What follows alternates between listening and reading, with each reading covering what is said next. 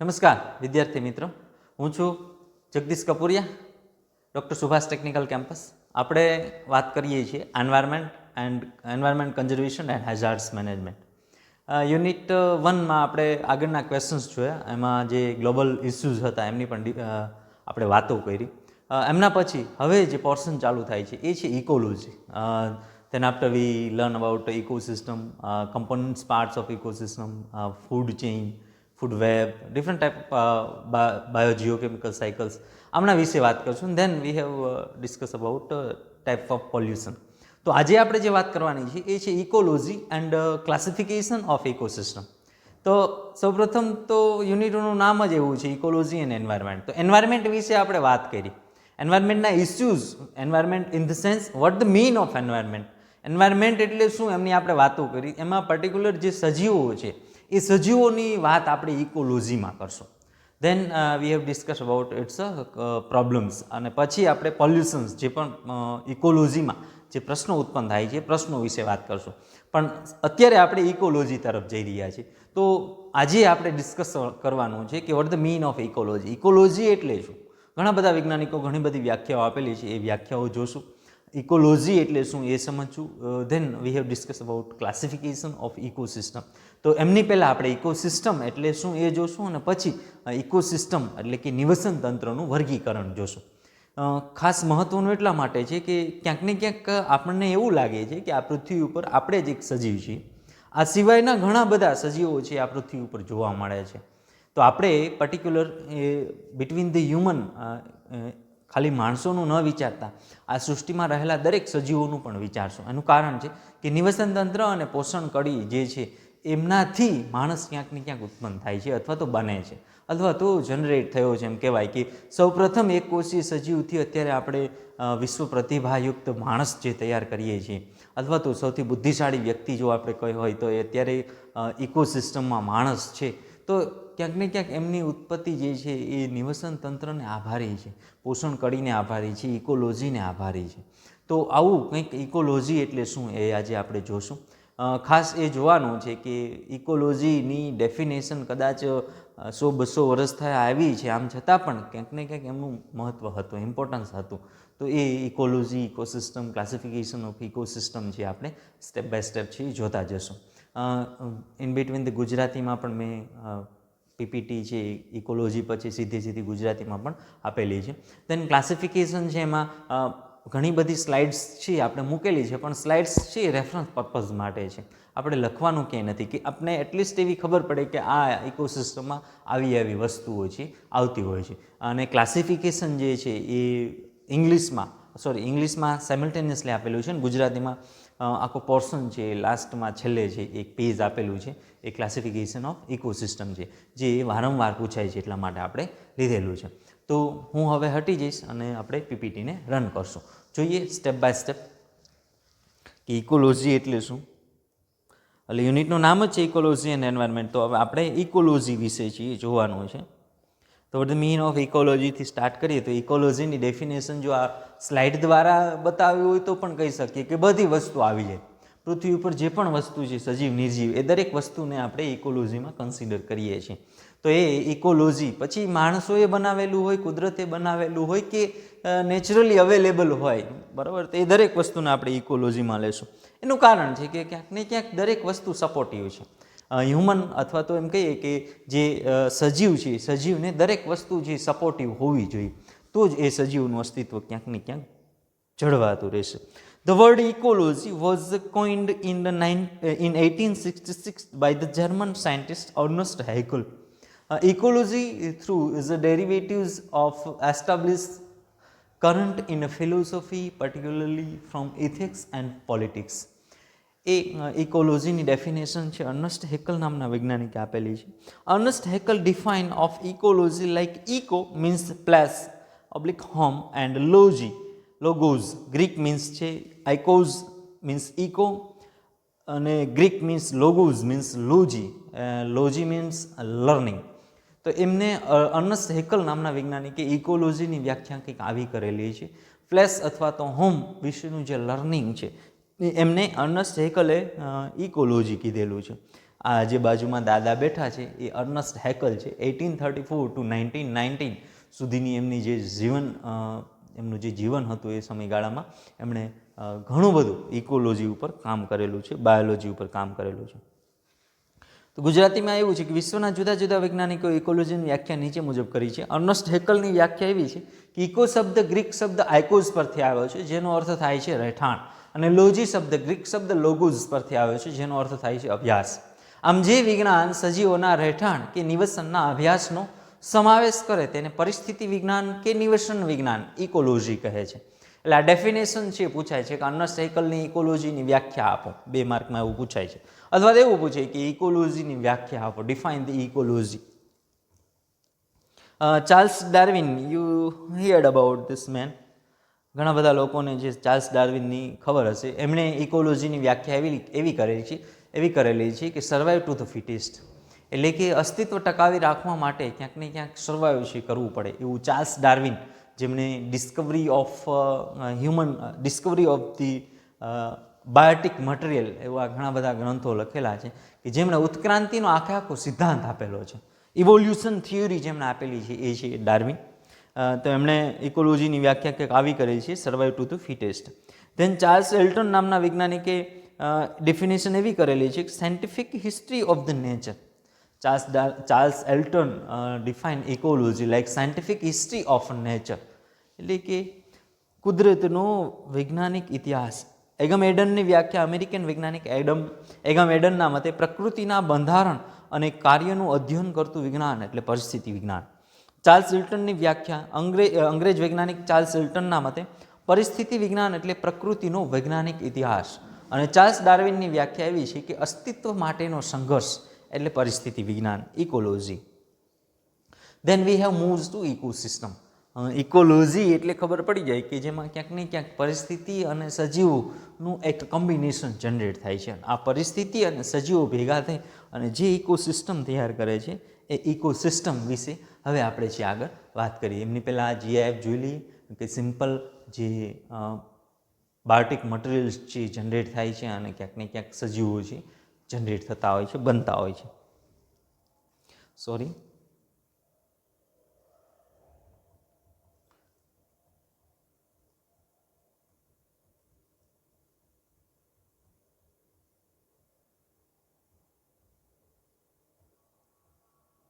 ecosystem. We have learning ecosystem like that all things are near surrounding us. આપણે આજુબાજુમાં જે પણ વસ્તુ જોવા મળે છે એ દરેક વસ્તુને આપણે ઇકોસિસ્ટમમાં કન્સિડર કરશું, કારણ કે પર્ટિક્યુલર દરેક સજીવનું એક પોતાનું ઇકોસિસ્ટમ હોય છે, પોતાનું નિવસન તંત્ર હોય છે. એ જ નિવસન તંત્રમાં એમનો વિકાસ થાય, એમની નવી પેઢીઓ આવે અને ક્યાંક ને ક્યાંક જે છે એ પોતે ત્યાં જ એસ્ટાબ્લિશમેન્ટ કરતા હોય છે. Levels of organisms, ecosystem, community, population and individual. સૌપ્રથમ એક હોય છે, પછી પોપ્યુલેશન જનરેટ થાય છે, પછી કોમ્યુનિટી બને છે અને પછી ઇકોસિસ્ટમ બને છે. કોઈ એક પર્ટિક્યુલર ઇન્ડિવિજ્યુઅલથી કોઈ ઇકોસિસ્ટમ છે જનરેટ થતું નથી, ઘણું બધું ભેગું થાય ત્યારે એક ઇકોસિસ્ટમ છે તૈયાર થતું હોય છે. An ecosystem is a grouping of organisms એટલે કે સજીવો that interact with each others and their environment in such a way as to preserve the grouping. All the living biotics and non-living abiotic parts of an environment as well as the interaction among them. There is a great varieties of ecosystem in existence. All of them are characterized by general structures and functional attributes. પર્યાવરણ અને તેમાં રહેલી જીવસૃષ્ટિ વચ્ચેના ગાઢ સંબંધોથી રચાતા તંત્રને નિવસન તંત્ર એટલે કે ઇકોસિસ્ટમ કહે છે. જંગલ, નાનું ખેતર, તળાવ, સમુદ્ર વગેરેમાં અનેક સજીવો પરસ્પર એકબીજા સાથે સંકળાયેલા હોય છે અને એકબીજા ઉપર આધાર રાખે છે. આ બધા અલગ અલગ નિવસન તંત્રો કહેવાય. પૃથ્વી પોતે સૌથી મોટું નિવસન તંત્ર છે. પૃથ્વી પર અનેક નિવસન તંત્રો આવેલા છે અને તેમાં સૌથી મોટું નિવસન તંત્ર દરિયો છે. ઇકોસિસ્ટમની ડેફિનેશન આપણે કીધી કે પર્યાવરણ અને તેમાં રહેલી જીવસૃષ્ટિ વચ્ચેના ગાઢ સંબંધોથી રચાતા તંત્રને નિવસન તંત્ર કહેવાય. તો પર્યાવરણ અને જીવસૃષ્ટિ આપણે જાણીએ છીએ ત્યાં સુધી ખાલી પૃથ્વી ઉપર જ છે, એટલે પૃથ્વી એક પોતે જ સૌથી મોટું નિવસન તંત્ર છે. અને આપણે હાઇડ્રોસ્ફિયરમાં જોઈએ એમ પૃથ્વીનો 71% ભાગ જે છે એ પાણી દ્વારા આવરાયેલો છે, પાણી છે ફરતી બાજુ. તો દરિયો છે એ પૃથ્વી ઉપર રહેલું સૌથી મોટું નિવસન તંત્ર છે. પૃથ્વી એ ઘણા બધા નિવસન તંત્રનું એક કોમ્બિનેશન છે. એમાં ક્યાંક ને ક્યાંક લેન્ડ નિવસન તંત્ર હશે, જમીનનું નિવસન તંત્ર હશે, જમીનની અંદર ઘણા બધા નિવસન તંત્રો છે. સૂર્ય ઉપર આધારિત હોય એવું નિવસન તંત્ર હશે, સૂર્ય ઉપર આધારિત ન હોય એવા નિવસન તંત્રો હશે.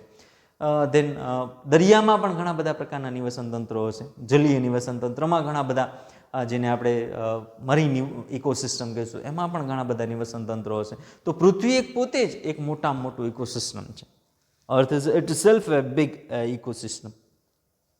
અહીંયા જોઈએ તો ક્યાંક ને ક્યાંક જમીનની અંદર બેક્ટેરિયાઓ છે, એ બેક્ટેરિયાઓ દ્વારા જે પાણી છે ને બેક્ટેરિયાઓ છે અને મિનરલ્સ છે, આપણા દ્વારા ક્યાંક ને ક્યાંક વૃક્ષનો વિકાસ થાય છે. વૃક્ષો છે એ સૂર્યપ્રકાશનો ઉપયોગ કરી અને ખોરાક તૈયાર કરે છે, કાર્બન ડાયોક્સાઇડનો ઉપયોગ કરે છે અને પ્રાણવાયુ જે ઓક્સિજન આપને આપે છે. આ વૃક્ષને તૃણાહારી પ્રાણીઓ ખાય છે, તૃણાહારી પ્રાણીઓ અને માંસાહારી પ્રાણીઓ ખાય છે. માંસાહારી પ્રાણીઓ, તૃણાહારી પ્રાણીઓ અને પ્રોડ્યુસર્સ જે વૃક્ષ છે એ બધા ક્યાંક ને ક્યાંક મૃત્યુ પામે છે અથવા તો નાશ થાય છે, ત્યારે ફરી પાછા એ મિનરલ્સ, ઓર્ગેનિક ઇનઓર્ગેનિક મટીરિયલ્સમાં ફરી પાછા કુદરતમાં ભળી જાય છે. આવી જ રીતે પોષણ કડીઓ છે એ સતત ચાલુ રહે છે અને આ જે ફૂડ ચેઇન છે એ ક્યાંક ને ક્યાંક નિવસન તંત્રને આભારી હોય છે. ક્લાસિફિકેશન ઓફ ઇકોસિસ્ટમ એટલે કે નિવસન તંત્રનું વર્ગીકરણ જોઈએ step by step. There is ecosystem are 4 pillars. Natural ecosystem on basis of size એટલે કે કદના આધારે નિવસન તંત્ર, on basis of solar energy સૂર્યપ્રકાશની ઉર્જાના આધારે એમનું વર્ગીકરણ, અને આર્ટિફિશિયલ એટલે કે ક્યાંક ને ક્યાંક આપણે બનાવેલું ઇકોસિસ્ટમ. માણસ છીએ એટલે કંઈક ને કંઈક આવા ખતરાઓ છે આપણે કરતા રહીએ છીએ. એમાં natural ecosystem step by step આપણે જોતા જઈએ. Natural ecosystem are 2 parts, land ecosystem and aquatic ecosystem. Land એટલે જમીનનું નિવસન તંત્ર, એક્વેટિક એટલે પાણીનું નિવસન તંત્ર. કુદરતી નિવસન તંત્રમાં એમાં land ecosystem there is 3 pillars, forest ecosystem, grassland ecosystem and desert ecosystem. જમીનનું નિવસન તંત્ર છે એના 3 ભાગ પડે: જંગલનું નિવસન તંત્ર, ઘાસનું નિવસન તંત્ર અને રણનું નિવસન તંત્ર. ત્યાં ત્રણેય જગ્યાએ જમીન છે, પણ જમીન ઉપર ઉગતી જે વનસ્પતિ છે એમના આધારે એમનું વર્ગીકરણ પાડેલું છે. એનું કારણ છે કે ઇકોસિસ્ટમમાં ઘણા બધા પ્રકારના સજીવો છે. આ સજીવોના નિભાવ માટે ઘણી બધી વનસ્પતિઓની જરૂર પડતી હોય છે. વનસ્પતિના બેઝ ઉપર આપણે એમનું ક્લાસિફિકેશન કરીએ છીએ. લેન્ડ ઇકોસિસ્ટમ તો જમીનના નિવસન તંત્રમાં લેન્ડ ઇકોસિસ્ટમમાં આપણે જોઈએ સ્ટેપ બાય સ્ટેપ. ક્યાંક ને ક્યાંક પૃથ્વી ઉપર રહેલા જે ઘાસ, છોડ, વૃક્ષો છે એ જમીનની અંદરથી પોષણ મેળવી અને પોતાનો ખોરાક તૈયાર કરે છે અને બીજા સજીવો છે એમાંથી ખોરાક મેળવે છે. Land ecosystem also called biomass. This regions of land makes up the earth's surface. All of the earth's surface with the excepts of the ice and Antarctic and Greenland falls into biomass. Like that, that's all our land ecosystem part. Forest ecosystem એટલે કે જંગલનું નિવસન તંત્ર. જંગલમાં ઘણા બધા પ્રકારના જંગલો છે. આપણે પર્ટિક્યુલર જંગલોનું ક્લાસિફિકેશન કરવું નથી, નહીંતર જંગલોમાં 12 માસ વર્ષાના જંગલો હશે, સૂકા જંગલો હશે, બરાબર, પર્વતીય વિસ્તારના જંગલો હશે. આવા જુદા જુદા જંગલો, આપણે જંગલનું નિવસન તંત્ર જોવાનું છે. ત્યાં ઘણા બધા પ્રકારના પ્રાણીઓ છે એ જોવા મળશે આપણને. કીટકો હશે, 2 પગા પ્રાણીઓ હશે, 4 પગા પ્રાણીઓ હશે, આવા ઘણા બધા પક્ષીઓ હશે. આવા જુદા જુદા પ્રાણીઓ છે એ જગ્યાએ જનરેટ થતા હોય છે અને જંગલો ઉપર અને જંગલની સંપત્તિ ઉપર નભતા હોય છે. એમના પછી છે ગ્રાસલેન્ડ ઇકોસિસ્ટમ, ઘાસના મેદાનો. ઘાસના મેદાનો હોય તો ત્યાં એક ઇકોસિસ્ટમ જનરેટ થાય છે જેને આપણે ગ્રાસલેન્ડ ઇકોસિસ્ટમ કહીએ છીએ. સામાન્ય રીતે ઘાસના મેદાનો છે એ દક્ષિણ આફ્રિકા અથવા તો એમ કહીએ કે આફ્રિકા ખંડમાં જે મેદાનો છે એ મોસ્ટ ઓફ ઘાસના મેદાનો છે. અને નદી જે છે એમની આજુબાજુનો જે વિસ્તાર છે, તટીય પ્રદેશ, નદીનો તટીય પ્રદેશ છે, ત્યાં પણ મોટા મોટા ઘાસ જોવા મળશે. તો ત્યાં જે ઇકોસિસ્ટમ જનરેટ થતું હોય એમને આપણે ઘાસનું ઇકોસિસ્ટમ કહીએ છીએ. અને સામાન્ય રીતે ઘાસનું જે ઇકોસિસ્ટમ છે એ સૌથી સારામાં સારું એટલા માટે છે કે દરેક પ્રકારના સજીવો, ઘાસ અને જંગલનું નિવસન તંત્ર સૌથી સારામાં સારું એટલા માટે છે કે ત્યાં દરેક પ્રકારના સજીવો છે એ નિભાવ કરી શકતા હોય છે. ધેન ડેઝર્ટ ઇકોસિસ્ટમ, પર્ટિક્યુલર એવા સજીવો કે જે રણ પ્રદેશમાં રહી શકતા હોય એમના માટે ડેઝર્ટ ઇકોસિસ્ટમ છે એ હોય છે.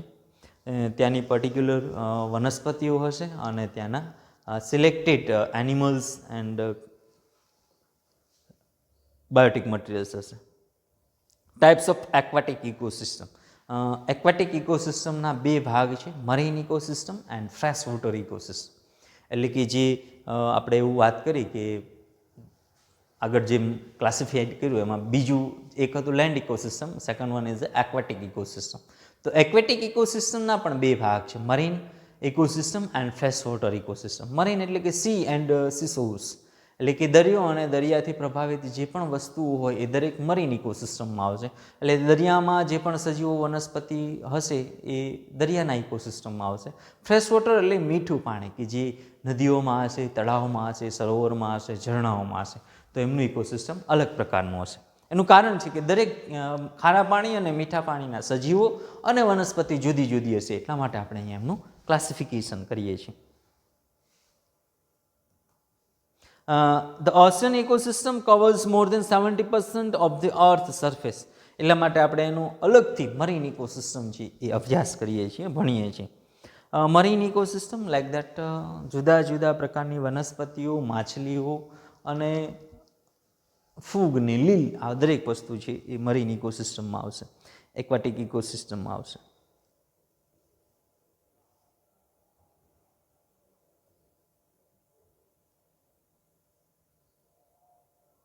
મરીન ઇકોસિસ્ટમમાં ઘણી બધી પ્રકારની માછલીઓ, ઘણી બધી પ્રકારની વનસ્પતિઓ, ઘણી બધા પ્રકારના કીટકો, zoo plants, sea star, fish, then octopus, જુદા જુદા પ્રકારના અઢળક પ્રાણીઓ છે એ મરીન ઇકોસિસ્ટમમાં આવશે.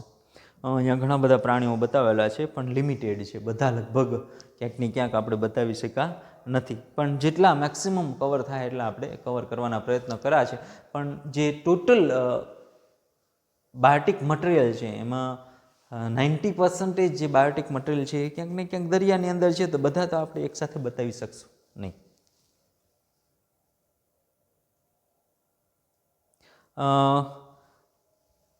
આવા પ્રકારના ઇકોસિસ્ટમ હશે, નાની માછલીઓ, મોટી માછલીઓ અને એમનાથી મોટી માછલીઓ, એ પણ ઇકોસિસ્ટમનો જ એક ભાગ છે. Then river ecosystem, fresh water ઇકોસિસ્ટમમાં રિવર ઇકોસિસ્ટમ આવશે. સૌથી મહત્ત્વની ઇકોસિસ્ટમ, મોટામાં મોટી ફ્રેશ વોટરમાં ઇકોસિસ્ટમ છે રિવર ઇકોસિસ્ટમ. નદી છે અને નદીની આજુબાજુમાં જે પણ જંગલો ઉત્પન્ન થાય છે એ ક્યાંક ને ક્યાંક રિવર ઇકોસિસ્ટમનો એક ભાગ હશે. એમાં નદીઓમાં મોટામાં મોટી નદીઓમાં નાઇલ છે, એમેઝોન છે, બ્રહ્મપુત્રા છે, ગંગા છે, આવી જુદી જુદી મોટી નદીઓ છે, એમની આજુબાજુનું જે નિવસન તંત્ર છે એમને આપણે રિવર ઇકોસિસ્ટમના પાર્ટ્સ તરીકે કન્સિડર કરશું. તો નદી જે જગ્યાએથી પસાર થતી હશે ત્યાં અને એમની આજુબાજુના દરેક પ્રકારના લોકો, સજીવો, વનસ્પતિઓ એ નદીના પાણી ઉપર આધારિત હશે. નદીઓ બે પ્રકારની હશે, એક તો બારે માસ ચાલતી નદીઓ અને બીજી હશે સિઝન પ્રમાણે ચોમાસા દરમિયાન જ વહેતી નદીઓ હશે. તો બંને જગ્યાના ઇકોસિસ્ટમ છે અલગ અલગ હશે, આપણે એમને ક્લાસિફાઈડ નહીં કરીએ. ધેન પોન્ડ ઇકોસિસ્ટમ એટલે કે તળાવ અને સરોવરનું ઇકોસિસ્ટમ જુદું જુદું હશે. લેક એન્ડ પોન્ડ ઇકોસિસ્ટમ દરેક જગ્યાએ પોતપોતાના સજીવો હશે, વનસ્પતિ અને માછલીઓ, મગર, કાચબાઓ, આ દરેક પોન્ડ એન્ડ લેક્સમાં જોવા મળશે.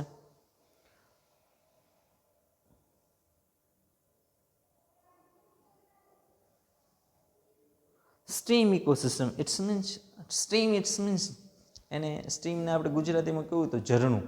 તો ઝરણું છે એ અમુક સમય સુધી જ ચાલતું હોય છે, ફ્રેશ વોટરનો જ એક ભાગ, ફ્રેશ વોટર ઇકોસિસ્ટમનો જ એક ભાગ છે, પણ એ અમુક સમય સુધી છે એ ચાલતું હોય છે. બારે માસ ઝરણાઓ બહુ ઓછા જોવા મળતા હોય છે, પણ ત્યાં પાણી છે એકદમ વહેતું પાણી હશે, નદીઓ કરતાં પણ તાજું અને વહેતું પાણી હશે અને પાણીનું પ્રમાણ છે એ ઓછું હશે.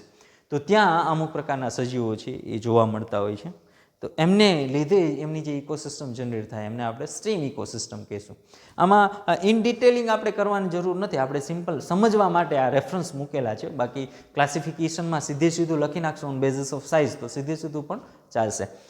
ઓન બેઝિસ ઓફ સાઇઝ ઇકોસિસ્ટમમાં micro ecosystem, medium ecosystem and large ecosystem, એટલે કે નાનું નિવસન તંત્ર, મધ્યમ કદનું નિવસન તંત્ર અને મોટું નિવસન તંત્ર. હવે આમાં આપણે કોઈ ક્લાસિફિકેશન કરવું નથી. માઇક્રો એટલે કે નાના નિવસન તંત્રનું ઓન બેઝિસ ઓફ સાઇઝ, એટલે દરેક પ્રકારના નિવસન તંત્રો જે જોવા મળે, કાં તો એ જમીનનું નિવસન તંત્ર હોય, એ દરિયાનું નિવસન તંત્ર હોય, નદીનું નિવસન તંત્ર હોય, એમાં પણ નાના નિવસન તંત્ર, મોટા નિવસન તંત્ર અને મધ્યમ કદના નિવસન તંત્ર જોવા મળશે. જંગલોના જુદા જુદા પ્રકારના આધારે આપણે એમનો નાના, મોટું અને મધ્યમ કદનું નિવસન તંત્ર આપણે એમને કહી શકીએ. જેમ કે આફ્રિકાના જંગલો છે એ સૌથી મોટું નિવસન તંત્ર, એમને આપણે લાર્જ ઇકોસિસ્ટમ કહીશું. જ્યારે ગુજરાત અને ઇન્ડિયામાં જો કોઈ નાના અભયારણ્યો હોય, જેમ કે ગિરનાર છે, ગીર છે, જેમ નળ સરોવર છે, પંચમહાલના જંગલો છે, તેન તાપી, નર્મદાની આજુબાજુના જે જંગલો છે, તો ત્યાંના જે જંગલો છે તો એ મધ્યમ કદના અથવા તો નાના કદના ઇકોસિસ્ટમ છે, આપણે એમને કહીશું. એટલે આમાં કોઈ ક્લાસિફિકેશન કરવાની જરૂર નથી, એમની સાઇઝના આધારે આપણે એને ક્લાસિફાઈ કરશું. On basis of solar energy, સૂર્યની ઉર્જા ઉપર આધારિત હોય એવા નિવસન તંત્રો અને સૂર્યની ઉર્જા ઉપર આધારિત ન હોય એવા નિવસન તંત્રોને આપણે ક્લાસિફાઈ કરશું on basis of solar energy. Directly connected with solar energy ecosystem, indirectly connected with solar energy ecosystem. તો સૂર્યનો પ્રકાશ સીધો મળતો હોય, બરાબર, એવા નિવસન તંત્રને આપણે એમ કહીશું કે સૂર્ય ઉર્જા સાથે સીધા સંકળાયેલા છે. પણ જેમને સૂર્યનો પ્રકાશ સીધો નથી મળતો, આમ છતાં પણ એ ક્યાંક ને ક્યાંક પૃથ્વીના સજીવોમાં આવે એમની ગણતરી કરવામાં આવે છે, તો એમને આપણે indirectly connected with solar energy, કારણ કે એમને ખોરાક તો ક્યાંક ને ક્યાંક પૃથ્વી ઉપરનો જે પૃથ્વી ઉપરની ઉર્જાનો જે સ્ત્રોત છે એ સૂર્ય છે. એટલે સૂર્ય સાથે ન સંકળાયેલા હોય એવા પ્રકારના સજીવો પણ ક્યાંક ને ક્યાંક સૂર્યની શક્તિ દ્વારા તૈયાર થયેલા ખોરાક ઉપર આધારિત હોય જ છે. એવા કોણ છે? તો કે ગુફામાં રહેતા જે કીટકો છે, ગુફામાં રહેતા જે સજીવો છે, ગુફામાં ઉગતી વનસ્પતિઓ છે, અથવા તો સમુદ્રના ખૂબ તળિયે કે જ્યાં સૂર્યપ્રકાશ પહોંચી નથી શકતો ત્યાં ઉગતી વનસ્પતિ, ત્યાં ઉત્પન્ન થતી માછલીઓ છે, નાના કીટકો છે, એ સીધા સૂર્ય શક્તિ ઉપર આધારિત નથી, પણ એ બીજી માછલીઓ, બીજા કીટકો, બીજી કોઈ પણ વસ્તુ ઉપર આધારિત હોય તો આપણે એમને indirectly connected with solar energy કહીએ છીએ. જુદા જુદા ટાઇપ્સ બતાવેલા છે સોલાર એનર્જીના, બરાબર. પ્રોડ્યુસર્સ છે, પ્રાઇમરી કન્ઝ્યુમર છે, સેકન્ડરી કન્ઝ્યુમર છે, ટર્સરી કન્ઝ્યુમર છે. આપણે આમને પોષણ કળી એટલે કે ફૂડ ચેઇનમાં જોવાના જ છે. એનર્જી ફ્લો છે એ જુદું જોવા મળે છે, આપણે અમને ફૂડ ચેઇનમાં જોવાના છે. આર્ટિફિશિયલ ઇકોસિસ્ટમ એટલે કે માણસો દ્વારા તૈયાર થયેલું જે નિવસન તંત્ર છે એમાં 3 છે: farm ecosystem, aquarium ecosystem and space station ecosystem. Farm એટલે કે આપણા ખેતરમાં આપણે ઉગાડેલી વનસ્પતિ, આપણે જરૂરિયાત છે એટલા માટે ઉગાડીએ છીએ, અને આપણે ઉગાડીએ છીએ તો સાથે સાથે એમનો ઉપયોગ કરીએ છીએ, અને ત્યાં ઘણા બધા પ્રકારના સજીવો એ આપણે ઉગાડેલી વનસ્પતિ ઉપર પણ આધારિત હશે, જીવતા હશે. તો એ લિમિટેડ ઇકોસિસ્ટમ છે, નાના કદનું ઇકોસિસ્ટમ કહેવાય, પણ એ આપણે તૈયાર કરેલું છે. આપણે જેવું જોઈએ છીએ એવા પ્રકારની વનસ્પતિઓ આપણે વાવીએ છીએ, અથવા તો એવા પ્રકારના ધાન્ય પાકો છે આપણે વાવીએ છીએ, એવા પ્રકારના કઠોળો છે આપણે વાવીએ છીએ, પણ ત્યાં ઘણા બધા સજીવો છે એમની ઉપર પણ આધારિત હશે. તો એવી ઇકોસિસ્ટમને આપણે ફાર્મ ઇકોસિસ્ટમ કહીશું. દેન એક્વેરિયમ, માછલી ઘરનું ઇકોસિસ્ટમ. આપણે ઘરે આપણે જે માછલી લઈ આવીએ એ જ રહે, એમના સિવાય બીજી કોઈ માછલીઓ છે આપણા એક્વેરિયમમાં હોય નહીં. તો ત્યાં પણ એક પ્રકારનું ઇકોસિસ્ટમ, ત્યાં આપણે પર્ટિક્યુલર એક વનસ્પતિ વાવશું, એમને જરૂરી ખોરાક આપણે પ્રોવાઈડ કરશું, તો એ પણ એકદમ સ્મોલ સાઇઝ ઇકોસિસ્ટમ છે એ આપણે તૈયાર કરેલું છે. અને સ્પેસ સ્ટેશન ઇકોસિસ્ટમ, જે અવકાશીય મથકો છે ત્યાં જે ઇકોસિસ્ટમ જનરેટ થતું હોય એમને આપણે સ્પેસ સ્ટેશન ઇકોસિસ્ટમ કહીએ છીએ. હજુ આપણે આપણા ગ્રહની વાત કરીએ છીએ એટલે બીજા ગ્રહનું ઇકોસિસ્ટમને આપણે ક્લાસિફાઈડ કરશું નહીં.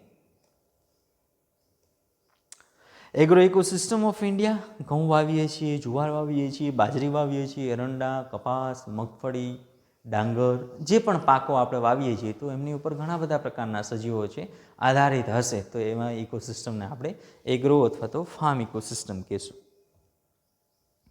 અને આ ઇકોસિસ્ટમ માટે ઘણી બધી વસ્તુઓની આપણે જરૂરિયાત હોય છે. લિમિટેડ વસ્તુઓ આપણે બતાવેલી છે. આ સિવાય પણ ઘણી બધી વસ્તુઓ આપણે કુદરતી વસ્તુઓનો આપણે ઉપયોગ કરીએ છીએ અને માણસોએ બનાવેલી વસ્તુનો ઉપયોગ કરીએ છીએ કે જે ઇકોલોજીનો એક ભાગ છે. એક ખેતર છે અને ખેતરમાંથી તૈયાર થયેલો ખોરાકનો ઉપયોગ જુદી જુદી જગ્યાએ અને એમના દ્વારા શું શું ઇમ્પેક્ટ આવે છે આર્ટિફિશિયલ ઇકોસિસ્ટમ છે એટલા માટે ક્યાંક ને ક્યાંક આપણે કુદરતનો ઉપયોગ કરીએ છીએ અને કુદરતને જો પાછું પ્રોપર નહીં આપીએ તો એમની જે સાઇડ ઇફેક્ટ છે એ પણ જનરેટ થતી હોય છે.